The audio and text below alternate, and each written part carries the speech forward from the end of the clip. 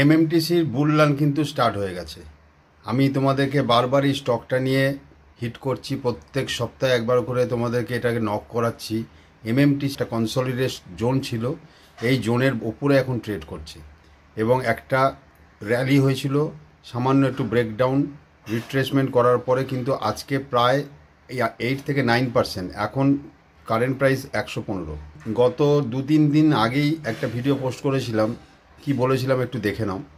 এবং স্টকটা কিন্তু আনস্টপেবল হয়ে যাবে যদি 130 এই লেভেলটা যদি একবার ক্রস করে সেটাতে হোল্ড করতে পারে, তাহলে কিন্তু আর তোমরা এই স্টকটাকে নেওয়ার মতো জায়গায় পাবে না। এখন তোমরা যদি এমএমটিসি স্টকটাকে তোমাদের ওয়াচ লিস্টে রাখো, খেয়াল রাখবে এই যে 125 টাকার যে রেজিস্ট্যান্স, 125 টাকার রেজিস্ট্যান্সটা যদি ক্রস করে, তাহলে কিন্তু এটার মধ্যে একটা বিগ র্যালি আসার